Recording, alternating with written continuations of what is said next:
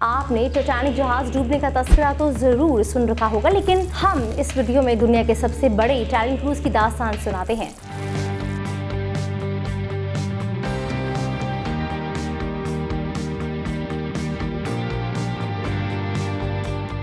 Titanic जहाज में फ्राहम करदा लग्जरी सहूलियात और जहाज की शान शौकत से किसी को इनकार नहीं। टाइटैनिक को कभी ना डूबने वाला जहाज कहा जाता था, लेकिन वो भी डूब गया। आज हम आपको दुनिया के सबसे बड़े इटालियन क्रूज का किस्सा सुनाएंगे। ये ना सिर्फ टाइटैनिक जहाज से साइज में बड़ा था, बल्कि इसमें 2000 मुसाफिर ज्यादा बैठ सकते थे। क्रूज में वो तमाम सहूलियात थी जिसकी तमन्ना इंसान कर सकता है। बहरी जहाज में वो तमाम आसाइशें थी जो जदीद क्रूज इंडस्ट्री की जरूरत थी।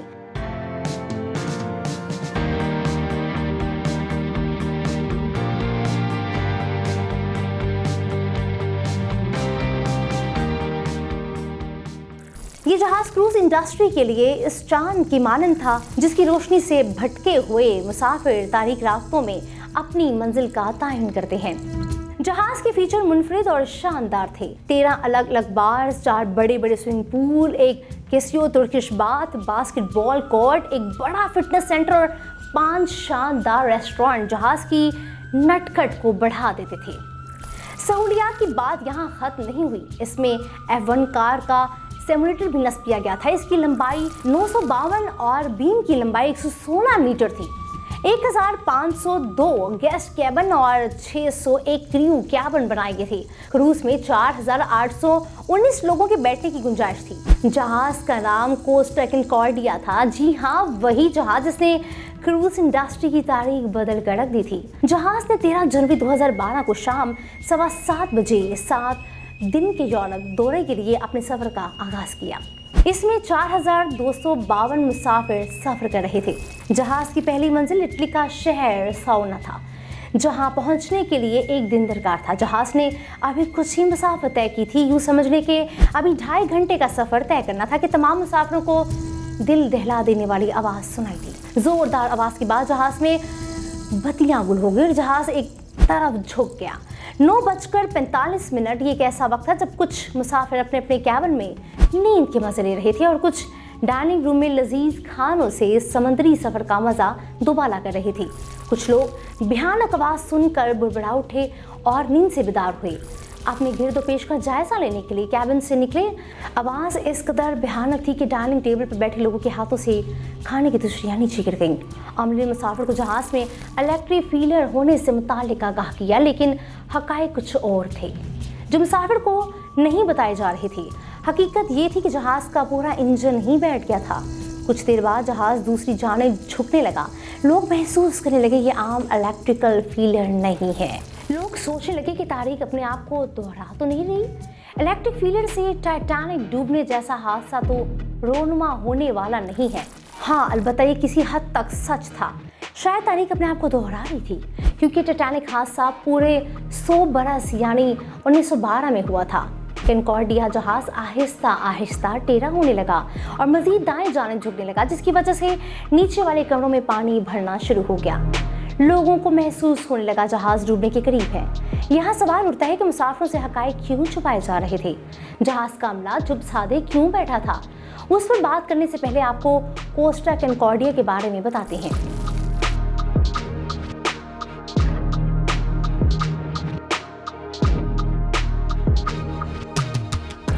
जहाज को इटली की एक कंपनी चला रही थी। पहले कंपनी कार्गो शिप का काम करती थी, लेकिन 1948 में कोस्टा लाइन्स शुरू की गई।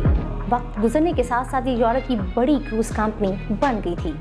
उसने यूरोपियन बहरी जहाज़ों में अलग शनाख्त बनाई। सन 2000 में कंपनी को कार्निवल कॉरपोरेशन ने खरीद लिया। कोस्टा कॉर सीरीज कॉरपोरेशन की एक सब्सिडी कंपनी बन गई। जून 2006 में कंपनी ने अपना पहला जहाज मुतारिफ करवाया, जिसका नाम कोस्टा कॉन्कॉर्डिया रखा गया। अपने वक्त की सबसे बड़ी इटालियन क्रूज शिप थी। $570 मिलियन इसे बनाने पर खर्च हुए थे। इस जमाने के $570 मिलियन आज 2500 करोड़ रुपए बनते हैं। जहाज के कप्तान इटालियन थे जिसका नाम फ्रांसिस्को था। वो 2002 से अपनी कंपनी के लिए खिदमत सर अंजाम दे रहा था। 7:18 पर जहाज अपनी मंजिल सराहना के लिए रवाना हुआ। 2 घंटे बाद ही जहाज अपने रूट से भटक गया। ये इंसानी गलती नहीं थी, बल्कि कैप्टन जहाज को इटली के एक जजीरे के करीब लेके जा रहा था। वो चाहता था लोग रात के वक्त जगमगाते हुए जहाज के आबोताब के नज़ारे से लुत्फ़अंदोज़ हो सके, मुसाफिर खूबसूरत जजीरे के पुरफ़िज़ा मकामात के हसीन मनाजिर देख सके। यहाँ आपको कुछ कवायद और ज़वाबित बताते चले कि जब भी कोई जहाज़ किसी जजीरे या साहिल के करीब से गुजरता है, उस चीज़ को सील पास्ट या सील बाय कहा जाता है। आमतौर पर इस तरह के बड़े जहाज साहिल से 7 या 8 किलोमीटर दूर ही सफ़र करते हैं। जहाज अमूमन समंदर के बीचों बीच समंदर करते हैं क्योंकि वजन ज़्यादा होने की वजह से पानी भी गहरा होना चाहिए। इस सील पास्ट की वजह से कनकॉर्डिया साहिल या किनारे से 150 मीटर दूर था। जाहिर है साहिल के करीब पानी इतना गहरा नहीं होता, नीचे बड़े बड़े पत्थर हो सकते हैं जिसके बायस जहाज के टकराने का खदशा होता है। रात का वक्त था, जहाज बहुत रफ्तारी से चल रहा था। गैर महफूज रास्ते पर जहाज साहिल के करीब तेज रफ्तारी से मंजिल की जानिब गामजन था। जहाज का कप्तान ऐसा क्यों कर रहा था, इससे मुतालिक मुख्तलिफ कयास सराइयाँ सामने, जिनमें से एक कयास सराय ये थी कि जहाज का कप्तान फ्रांसिस्को सेंटर कप्तान मारियो के तहत काम करता था। मारियो इटली के जजीरे में ही रहता था। जिस वक्त जहाज जजीरे के करीब से गुजर रहा था उस वक्त यानी 9:40 पर कप्तान फ्रांसिस्को ने मारियो को कॉल करके कहा कि हम आपकी खदमात को खराज तहसीन पेश करने के लिए जजीरे के करीब सायरन बजाएंगे। मारियो ने बताया वो जजीरे की बजाय इटली के दूसरे शहर में मौजूद है। इसी दौरान दोनों का राब्ता मुनक़ता हो गया। जैसे कि आपको वीडियो के शुरू में बताया जा चुका है कि ज़ोरदार आवाज़ से जहाज लड़ज उठा था। जिस चीज़ का डर था वही हुआ, जहाज पानी में मौजूद पत्थरों से टकरा गया। पत्थरों ने कनकॉर्डिया के हिल को शदीद नुकसान पहुंचाया। 70 मीटर शगाफ जहाज के हसास हिस्से पर पड़ गया। रात की तारीकी में क्रूज जिस जगह पत्थर से टकराया उस जगह से जजीरा 100 मीटर दूर था। तसादुम के बायस जहाज में पानी भरना शुरू हो गया था। जब ये वाक़या पेश आया उस वक्त 26 साला एंड्रिया, जो जहाज के 3rd ऑफिसर थे, वो अपने कैबिन में सो रहे थे। उन्होंने आंखें खोलने के बाद कैबिन से बाहर निकल कर देखा तो पानी हॉलवे में दाखिल हो चुका था। कोरोलो फौरन इंजन रूम की तरफ भागा और देखा कि इंजन रूम का दरवाज़ा पानी के तेज़ बहाव की वजह से खुल नहीं पा रहा। उन्होंने बंद दरवाजे से ही इंजन रूम का जायजा लिया। वो मंजर देखकर हैरत ज़दा रह गए कि इंजन और जनरेटर पूरी तरह पानी में डूब चुके थे। 9:52 पर चीफ इंजीनियर और दीगर अफसरान इमरजेंसी डीजल जनरेटर चलाने की कोशिश कर रहे थे लेकिन कामयाब ना हो सके। चीफ इंजीनियर ने कैबिन को जहाज की हालत जार से आगाह किया, मगर कप्तान मुसाफिरों को सब अच्छा की रिपोर्ट बताता रहा और कहा सब ठीक है, सिर्फ फ्लाइट बंद होने की वजह से ही ब्लैकआउट हुआ है।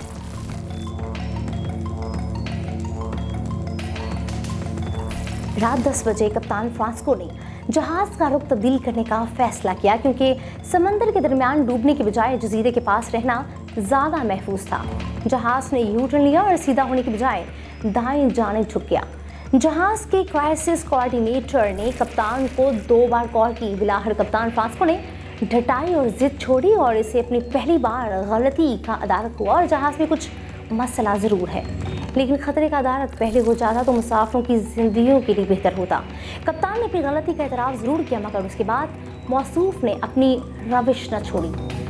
कप्तान हकीकत को मानने के लिए तैयार न था। वो अब बज़िद था कि लाइट बंद होने की ही वजह से वाक़या रोनुमा हुआ है। हकीकत ये थी कि वाक़ये की वजह से बिजली बंद हुई थी। कुछ मुसाफिरों ने सूरत हाल से परेशान होकर मकामी पुलिस को मतला किया। 10:12 पर इटालियन कोस्ट गार्ड ने कप्तान फ्रांसिस्को को कॉल कर पूछा क्या हुआ है। मुसाफिर मदद के लिए हमसे रब्ता कर रहे हैं। कप्तान फ्रांसिस्को ने वाक़ये से इनकार करते हुए कहा कि कोई ख़ास बात नहीं है, सिर्फ ब्लैकआउट हुआ है। ये बात उस वक्त कही गई जब जहाज से पत्थर टकराने के हादसे को 30 मिनट गुजर चुके थे। मज़ीद 10 मिनट ज़ाया करने के बाद जहाज़ के कप्तान को एक बार फिर एहसास हुआ। उसने 10:22 पर रेडियो ऑपरेटर को कॉल की और कहा कि कोस्ट गार्ड को आगाह किया जाए कि जहाज़ का बायां हिस्सा पत्थरों से टकरा गया है। कनकॉर्डिया को टग बोट कश्तियों की ज़रूरत है ताहम मुसाफिरों को लाइफ जैकेट दी जाए। सब लोग महफूज हैं। नागहानी हालात में एक मिनट अहम था क्योंकि जहाज़ पर गुजरते लम्हे के साथ टिल्ट हो रहा था। 10:33 पर जनरल एमरजेंसी अलार्म बजाया गया। मुसाफिरों को एमरजेंसी असेंबली एरिया में इकट्ठे होने की हिदायत की गई। मजीद अहकामात का इंतज़ार करने का कहा गया। रात 10:48 पर जहाज़ 3 डिग्री तक झुक चुका था। बाकी को 1 घंटे से ज़्यादा वक्त होने को था। 10:54 पर कप्तान ने जहाज़ को खाली करने का हुक्म दिया। 4200 से ज़ायद लोग क्रूज़ में फंसे हुए थे और जहाज़ 30 डिग्री तक टिल्ट हो चुका था। जहाज के नीचे के कैबिन पानी से भर चुके थे और ऊपर के डेक में बिखरा सामान तबाही की दास्तान सुना रहा था। इस सारी सूरत हाल में कप्तान ने सिर्फ यू टर्न लेने का ही एक अच्छा फैसला किया, मगर उसके बाकी तमाम फैसले गलत साबित हुए।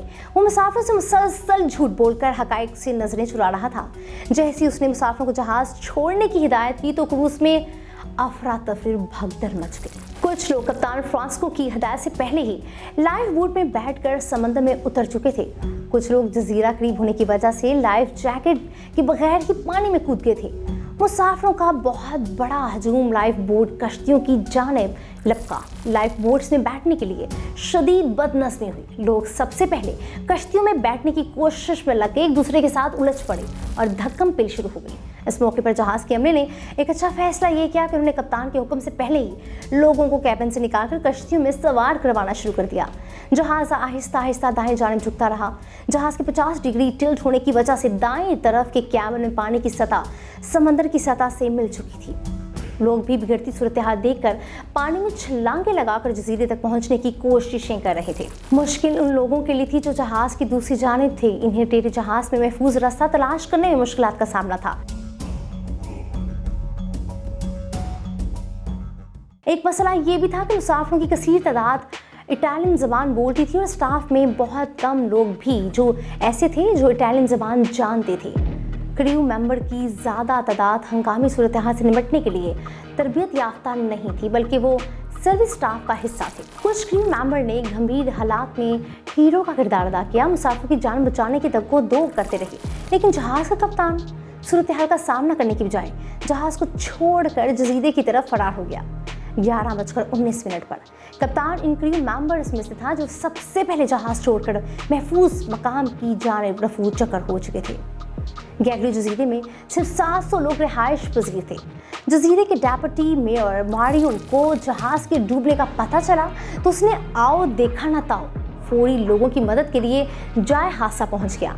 मारियो के मुताबिक जब क्रूज मुकम्मल तौर पर दाएं जानिब गिर चुका था, जहाज के अंदर शगाफ बढ़ चुके थे, वो रस्सियों की मदद से लोगों को जहाज से निकाल रहा था। पहले मरहले में 2500 से 3300 अफराद बाहिफाजत जजीरे तक पहुंचने में कामयाब हुए। 11:38 पर 400 लोग जहाज में महसूर थे।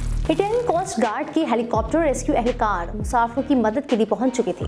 कोस्ट गार्ड ने 100 के करीब मुसाफिरों को पानी से निकाला, लेकिन ये फंसे हुए मुसाफिरों की तादाद से लाइल थे। कोस्ट गार्ड के कमांडर कैप्टन जॉर्जियो ने जहाज के कप्तान फ्रांसिस्को को कॉल की और लोगों को मुश्किल हालात में छोड़कर भागने पर उसे खूब डांट पिलाई।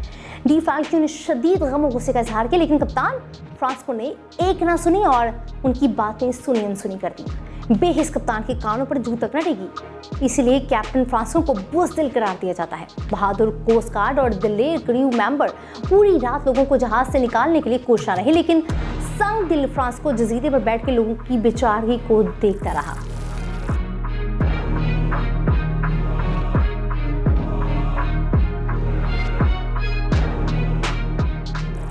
अगले दिन सूरज तुलू होने के बाद हादसे की नौयत का दुरुस्त अंदाजा हुआ। मुसाफिरों को इल्म हुआ ये मामूली हादसा नहीं था, बल्कि रूह फरसा सानहा था। सुबह तक 20 लोगों को जहाज में से जिंदा निकाल लिया गया था। 3 लोगों की मौत की तस्दीक हो चुकी थी, मगर अभी लोग जहाज में फंसे हुए थे।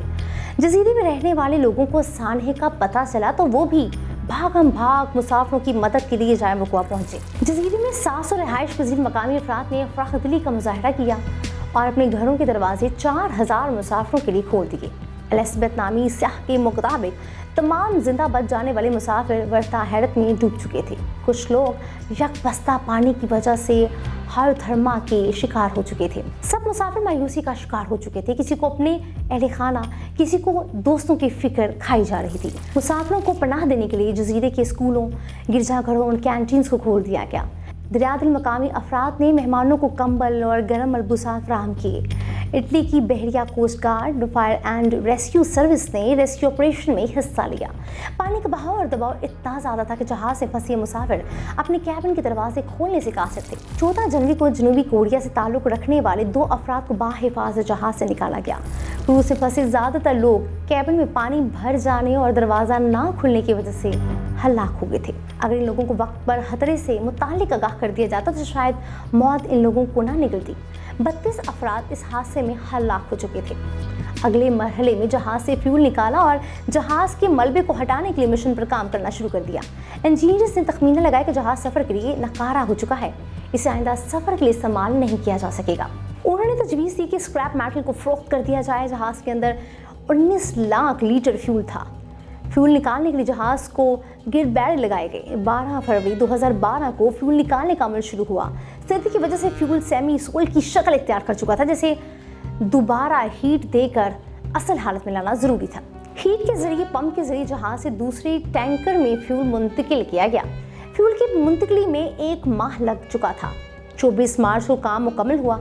अगला मरहला जहाज को जाए हादसे से हटाने का था। जहाज को सीधा करने के लिए पानी में स्टील स्ट्रक्चर बनाया गया, लेकिन इस पर काम 1 साल बाद अप्रैल 2013 में शुरू हुआ। जहाज के ऊपर बड़े बड़े बॉक्स बनाए गए और इन बॉक्स में पानी जमा किया गया।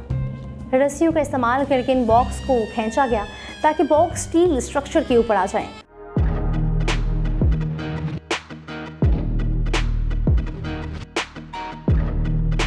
16 सितंबर 2013 को कोस्टा कॉन्कॉर्डिया जहाज को सीधा करने के लिए ऑपरेशन शुरू किया गया। जहाज को जाए हादसा से मुंतकिल करने के लिए दोनों जानिब बॉक्स लगाए गए ताकि जहाज को सफर के काबिल बनाया जा सके। इस ऑपरेशन में 500 टेक्नीशियन, इंजीनियर्स और बायोलॉजिस्ट ने शिरकत की। ऑपरेशन 19 माह तक चला और जहाज को रेस्क्यू करने पर $799 मिलियन की लागत आई।